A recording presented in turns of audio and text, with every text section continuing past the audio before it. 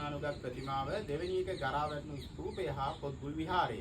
මුලින්ම මම මේ ප්‍රතිමාව ගැන කියන්නම්. මේ ප්‍රතිමාව තමයි අපි දැන්ට මහා පරාක්‍රමබාහු රජතුමාගේ එහෙම නැත්නම් පළවෙනි පරාක්‍රමබාහු රජතුමාගේයි සාම්ප්‍රදානුකූලව විශ්වාස කරන ප්‍රතිමාව.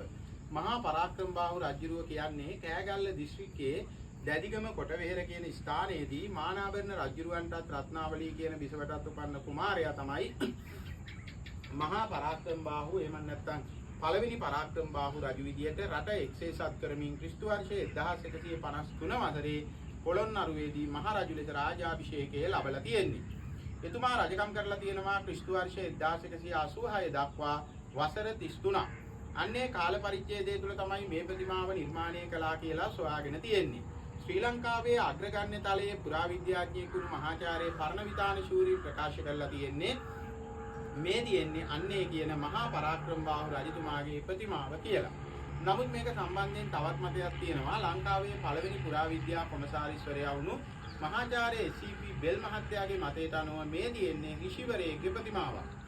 ඍෂිවරු තුන්දෙනෙක් ගැන සඳහන් වෙලා තියෙනවා. එක්කෙනෙක් පුලස්ති ඍෂිවරයා, අනිත් එක්කෙනා අගස්ත්‍ය ඍෂිවරයා හා කපිල ඍෂිවරයා කියලා.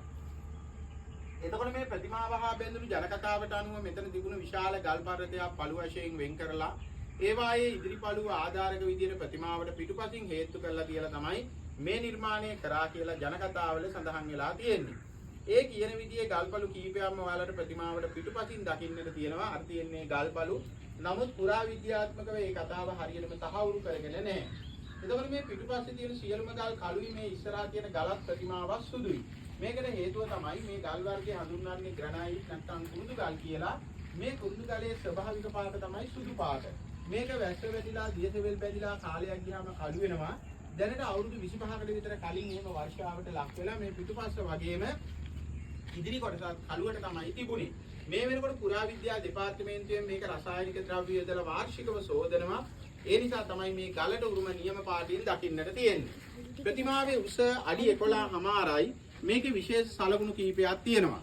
එකක් තමයි බුද්ධ ප්‍රතිමාවක් හා සමානවම මේකේ කන් දිගයි. ඒ කියන්නේ ලම්බ කර්ණයි. ඒ වගේම මේකේ හිස මදක් වම් පැත්තට බර වෙලා ඇස් අඩවන් වෙලා තියෙන්නේ. ප්‍රතිමාවේ තියෙන වැදගත්ම කොටස තමයි මේ දෑතේ දරාගෙන තියෙන වස්තුව. ඒක සම්බන්ධව මත දෙකක් තියෙනවා. මේ ප්‍රතිමාව ඍෂිවරයෙක්ගේ කියලා අදහස් කරන විද්වතුන් කියන්නේ පොළොන්නරු යුගයේ සන්නසක් අඩංගු පුස්කොළ පොතක් ඔය තියෙන්නේ කියලා. ඒ වගේම මේක මහරජතුමායි කියලා විශ්වාස කරන විද්වතුන් කියන්නේ ඔය අතේ තියාගෙන ඉන්නේ වියගහක් කියලා. වියගහක් කියන්නේ සර් අපි හරක්ගෙන් කුඹුරු වැඩ කරනකොට ඒ හරක් දෙන්නෙක්ගේ කරයා කරලා කරට උඩින් තියෙන ලීයට තමයි වියගහ කියලා කියන්නේ. ඒක බොහොම ගෞරවනීය වස්තුවක් වගේම ඒ කාලේ රටේ රාජ්‍ය සංකේතයේ විදිහට භාවිතා කරලා තියෙනවා. එතකොට මේක වියගහක් නම් තව ටිකක් දිගට එන්න ඕන. නමුත් ඔයාලට පේනවා බැලූ බැලමටම මේකේ දෙපැත්ත මටසිලුටු නැහැ. යම් කැඩිච්ච ස්වභාවයක් දකින්නට තියෙනවා. ඊළඟට මේ ප්‍රතිමාව ඍෂිවරයෙක්ගේ කියලා මතයක් ඇති වෙන්නේ නිකම්ම නෙමෙයි. ඒකට හේතු කීපයක් තියෙනවා. එකක් තමයි මේ ප්‍රතිමාව රජ කෙනෙක්ගේ කිව්වට රජ කෙනෙකුට අවශ්‍ය කිසිම රාජාභරණයක් නිර්මාණය කරලා නැහැ. ඉනෙන් උඩ ඇඳුමක් නැහැ. බ්‍රාහ්මණ ඍෂිවරු පූජකවරු අදටත් ඔය හින්දු ආගමේ පූසාරිලා පළඳිනවා ඇඟ හරහා පූර්ණ නූල කියලා නූලක් ඔයාලා දැකලා ඇති. අන්නේ නූලේ හැඩයට සමානව නිර්මාණය කරපු පටියක් මේකේ තියෙනවා. ඔයාලට පේනවද මෙතන මේ ඉනේ ඉහළම රේඛාව උඩින් බඩ හරහා පටියක් යනවා. පෙකණියෙන් එහාට යනකොට ගලේ කාදනයත් එක්ක මැකිලා ඒ ගහපු ගැටේ තියෙනවා හාකන් දෙකක් වගේ එහා පැත්තේ උරහිදර උඩින්. එතකොට මෙන්න මේ පටිය ඒ කාලේ භාවිතා වුණු පූර්ණ නූල වෙන්නේ නැති කියලා මහාචාර්ය බෙල් මහත්තයා අදහස් කරනවා. සමහර විද්වතුන් ඒක පිළිගන්නවා, සමහර විද්වතුන් ඒක පිළිගන්නේ නැහැ. කොහොම වුණත් මේ පූර්ණ නූල් කියන ඒවා ලංකාවේ රජවරු පළඳලා නැහැ. මූණේ තියෙන්නේ බොහොම ශාන්ත තැම්පත් පෙනුමක්. ඔය ගල් තලාවට උඩින් ලියලා තියෙනවා පුලස්ති කියලා වචනිකුත් ඒක ඔයාලට බලන්න වෙන්නේ උඩින් තියෙන නිසා. මෙන්න මේ කාරණා නිසා තමයි මේ ප්‍රතිමාව ඍෂිවරයෙක්ගේ විශේෂයෙන්ම කුලතිසි ඍෂිවරයා කියන මතය ඇති වෙන්නේ. නමුත් මහාචාර්ය පරණවිතාන ශූරීන් ප්‍රකාශ කරලා තියෙන්නේ මේ තියෙන්නේ මහා පරාක්‍රමබාහු රජතුමාගේ ප්‍රතිමාවමයි. රාජාභරණ කිසි දෙයක් නිර්මාණය කරලා නැත්තේ මහරජතුමා වප්මගුල් උත්සවයකට සූදානම් වෙලා ඒ කුඹුරට බහින්න සුබනක දෙනකම් වියගහ දෑතින් දරාගෙන සිටින ආකාරයක් නිරූපණය කරලා තියෙනවා. කුඹුරට බහින්න තියෙන සූදානම නිසා රාජාභරණ නිර්මාණය කරලා නැහැ කියලා. පූර්ණ නූල ගැන එතුමා මතයක් ඉදිරිපත් කළා නැහැ. නමුත් පුලස්ති කියන වචනය ගැන එතුමා කියනවා පොළොන්නරුවට පුලතිසිපුර කියන නාමය භාවිතා කරපු නිසා ඒක යෙදෙන්නට ඇති කියලා. ඉතින් මෙන්න මේ කරුණු සියල්ල ගත්තාම අද වෙනකොට මේ ප්‍රතිමාව සම්බන්ධයෙන් මත දෙකක් ගොඩ නැගිලා තියෙනවා. නමුත් බෞද්ධ මහජන විශ්වාසය තියෙන්නේ මේක මහා පරාක්‍රමබාහු රජතුමාගේ ඒ කියන්නේ පළවෙනි පරාක්‍රමබාහු රජතුමාගේ ප්‍රතිමාව කියන එක.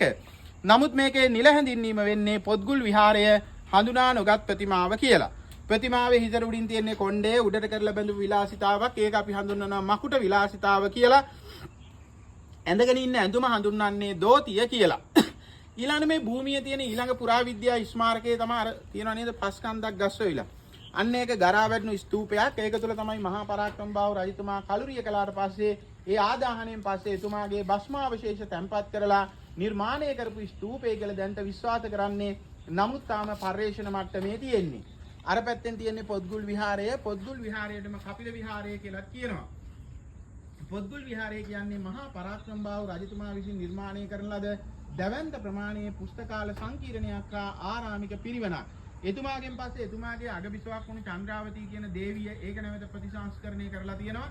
නමුත් 1215 දී ඇති වුණු කාලිංග මාග ආක්‍රමණයෙන් පොළොන්නරු රාජධානිය බිඳ වැටීමත් සමගම ඒක විනාශ වෙලා ගිහිල්ලා ඒකේ නටබුන් පමණයි අද දකින්නට තියෙන්නේ. ඊළඟට ඔයාලා එනකොට දැක්කේ මහා ජලාශය තමයි පරාක්‍රම සමුද්‍රය කියන්නේ. පරාක්‍රමබාහු රජතුමා ඒක නිර්මාණය කරලා තියෙන්නේ ඊට පෙර හිටපු රජවරු හදපු වැව් පහක් එකතු කරලා. තෝපා වැව, දුඹතුළු වැව, ඉරබදු වැව, බූ වැව, කලහගල වැව කියන වැව් පහ එකතු කරලා තනි ජලාශයක් බවට පත් කරලා තමයි මහා පරාක්‍රමබාහු රජතුමා පරාක්‍රම සමුද්‍රය නිර්මාණය කරලා තියෙන්නේ. එතුමා තමයි ප්‍රකාශ කරලා තියෙන්නේ අහසින් වැටෙන එක දිය බිඳක්වත් මිනිසාගේ ප්‍රයෝජනෙට නොගෙන මුහුදට ගලා යන්න ඉඩ දෙන්න එපා කියලා. ඒක තමයි මේ සම්බන්ධයෙන් කරන් තියෙන කෙටි විස්තරය.